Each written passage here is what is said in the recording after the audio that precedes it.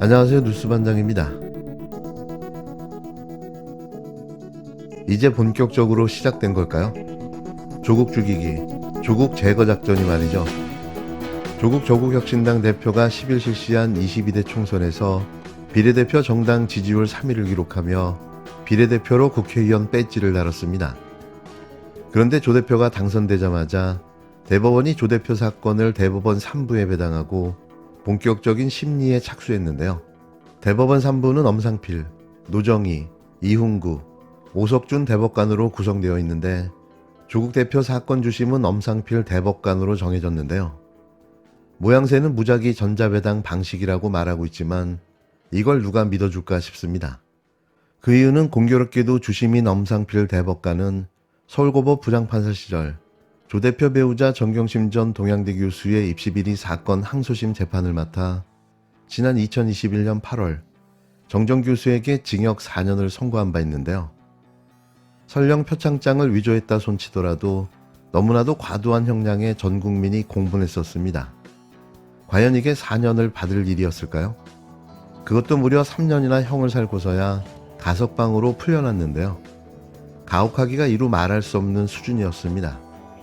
같은 논리대로였다면 논문을 대필하고 서울시 표창장을 받은 한동훈 씨의 딸 알렉사는 왜 멀쩡한지 알 수가 없는데요. 그의 부인은 징역형을, 또 그의 딸은 모든 학력이 취소되며 고졸자로 전락해야 맞는 거죠. 앞서 조국 대표는 자녀 인턴 확인서 허위 발급 등 입시 비리와 딸의 장학금 부정수수 등의 혐의로 2019년 12월 재판에 넘겨졌는데요. 또 2020년 1월에는 청와대 민정수석 재임 당시인 2017년 유재수 전 부산경제부시장의 비위와 관련한 특별감찰반 감찰을 중단하게 한 혐의로 추가 기소됐습니다. 앞서 1심은 조 대표의 혐의를 대부분 유죄로 인정해 징역 2년을 선고했고 항소심에서도 같은 형량이 유지됐는데요. 다만 항소심은 증거인멸과 도주 우려가 없다며 조 대표를 법정에서 구속하지 않았습니다. 이후 조 대표는 지난달 조국혁신당을 창당하고 이번 총선에서 원내 3당으로 올라서며 비례대표로 국회에 입성했는데요. 만약 대법원에서 징역 2년의 실형이 선고된 2심 형량이 확정된다면 조 대표는 의원직을 상실하고 5년간 선거에 나설 수 없게 됩니다. 법조계 안팎에서는 이르면 올해 안에 조 대표에 대한 대법원 판결이 나올 것으로 전망하고 있는데요. 이와 관련해 조 대표는 앞서 대법원에서 실형이 확정되면 국법에 따라 감옥에 가겠다면서, 다만 문제는 우리나라에서 수사도 안 받고 기소도 안 되는 특수집단이 있다며 윤석열 대통령 부부와 한동훈 씨를 거론한 바 있습니다. 그렇다면 엄상필 대법관은 누구일까요? 대체 누구길래 정경심 교수에게 과도한 형량을 선고하고 이어 조국 대표의 대법원 재판까지 맡게 된 걸까요? 아마 들으시면 깜짝 놀라실 텐데요. 엄상필 대법관은 사법연수원 23기로 윤석열 대통령과 같은 기수입니다. 또 윤 대통령과 서울대법대 동문으로 윤 대통령은 79학번, 엄 대법관은 87학번으로 윤 대통령이 까마득한 선배인데요. 학교 동문회, 사법연수원 같은 기수, 결과가 너무 뻔해 보이지 않나요? 이건 무엇을 의미하는 걸까요? 조국 대표는 엄상필 대법관에 대해 기피 신청을 반드시 해야 합니다. 그건 누구라도 대법원에서 내려질 판결을 짐작할 수 있기 때문인데요. 지난 1월 당시 대법관 후보자로 지명된 엄상필 후보자에 대한 국회 청문회가 있었는데요. 이 영상을 보시면 그가 어떤 사람인지 아실 듯 싶습니다. 엄상필 대법관은 이런 자였습니다. 작년에 이제 논란이 됐던 사면건 중에서 김태우 전 강서구청장 사건이 있었습니다. 그 사건이 이제 법조인들, 법조사회에서 문제가 됐던 포인트는 이분이 2023년 5월 18일 날 확정 판결을 받고 나서 그 뒤로 한 3개월 동안 그 재판 결과에 대해서 계속해서 공격을 했습니다. 그 당시 했던 공적인 인터뷰 내용, SNS 글 내용을 제가 잠깐만 발췌해서 말씀해 드리면, 예를 들면 이런 겁니다. 김명수 사법부가 정권 교체 이후 정치 보복을 이어가고 있다. 대법관이 민주당 시키는 대로 하는 사람인가? 판결이 아닌 정치를 하는 것이다. 정치 보복을 자행한 김명수 사법부를 심판할 때다. 이런 발언들을 계속 했거든요. 그런데 이 사람을 사면을 해줬습니다. 그러니까 판결 이후에 판결 내용에 대해서 우리가 뭐 내용적으로 비판할 수 있습니다. 그런데 내용적인 이야기가 아니라 이 정도면 사실 그냥 인신공격이고 색깔론이죠. 그런데 이런 공적 발언을 이어가고 있는 상태에서 사면권이 행사가 됐습니다. 이것이 법치주의나 권력 분립을 훼손하지 않아야 된다는 원칙 측면에서 바람직합니까? 그 바람직한지 여부를 뭐 위원님께서 충분히 이해하시다시피 제가 후보자 입장에서 뭐라고 말씀드리기는 어렵습니다. 대통령의 고유한 권한이어서 그에 맞추어서 행사되지 않았을까라고 추측을 할 뿐이지 그게 바람직하지 않다 또는 그러면 이제 바람직하다. 법치주의나 권력 분립을 훼손하는 방식이 아니었을 거라고 추측한다는 뜻입니까? 그 부분은 제가 좀 답변드리기 어렵겠습니다. 그래요.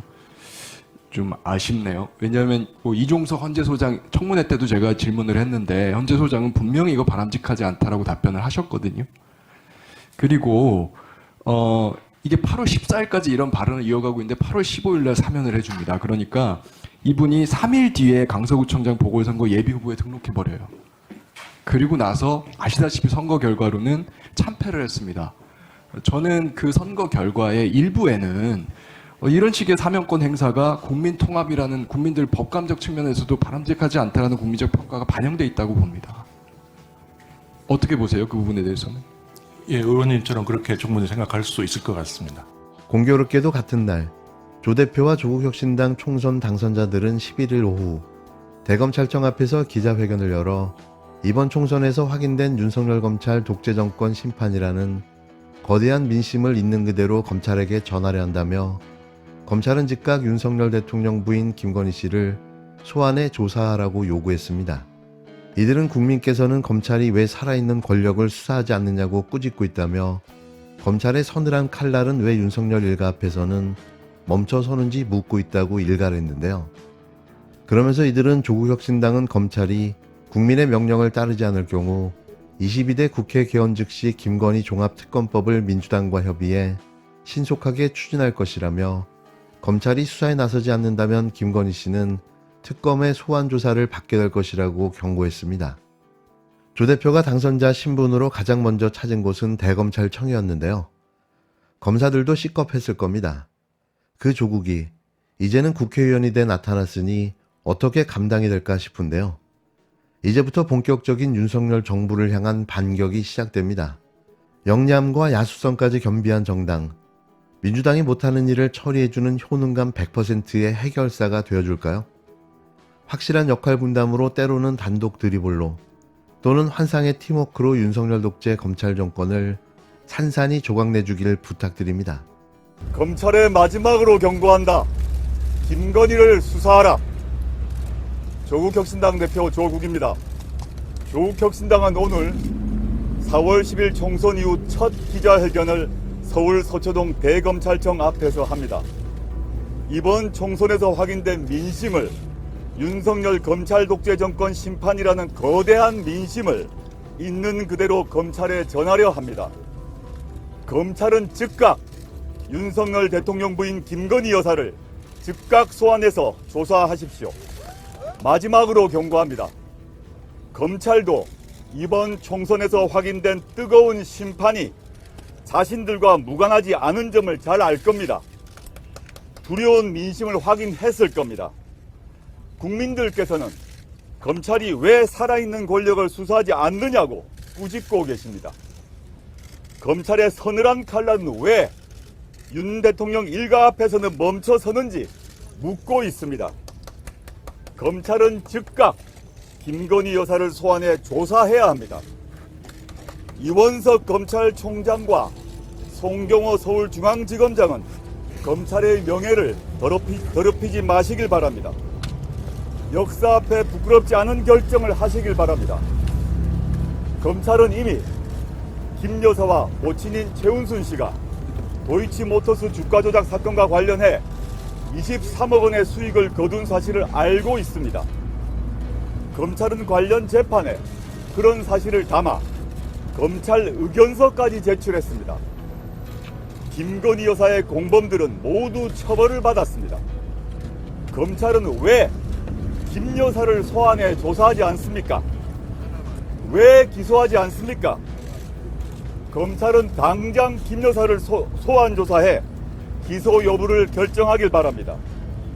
김 여사가 만약 무혐의라면 국민과 언론의 눈을 피해 다니지 않도록 억울함을 풀어줘야 하지 않겠습니까? 다른 하나는 명품백 수수 관련 사건입니다.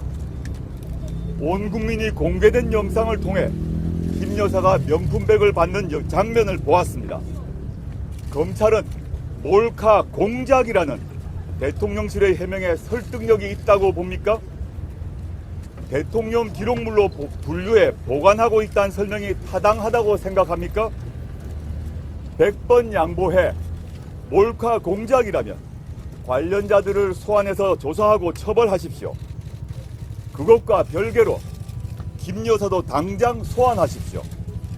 왜 명품백을 받았는지, 그 명품백은 지금 어디에 있는지, 그 대가로 무엇을 약속했는지 등을 조사해야 합니다. 이른바 김영란법, 부정청탁 및 금품 등 수수의 금지에 관한 법률을 위반했는지 조사해야 합니다. 그래야 검찰은 정권의 수호자가 아니라 공익의 대표자가 될 수 있습니다.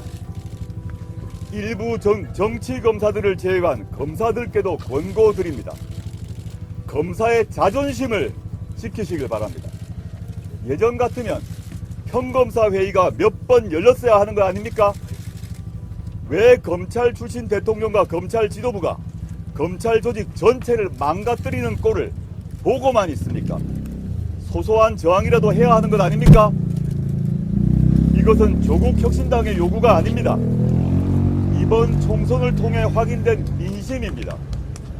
국민의 명령입니다. 이와 같은 국민의 명령을 받아들이지 않을 경우 검찰 조직은 국민의 신뢰를 완전히 상실하게 될 것입니다. 조국혁신당은 검찰이 국민의 명령을 따르지 않을 경우 22대 국회 개헌 즉시 대통령 부인 김건희 여사 종합특검법을 민주당과 협의해 신속하게 추진할 것입니다. 검찰이 수사에 나서지 않는다면 김 여사는 특검의 소환 조사를 받게 될 것입니다. 다시 한번 말씀드립니다.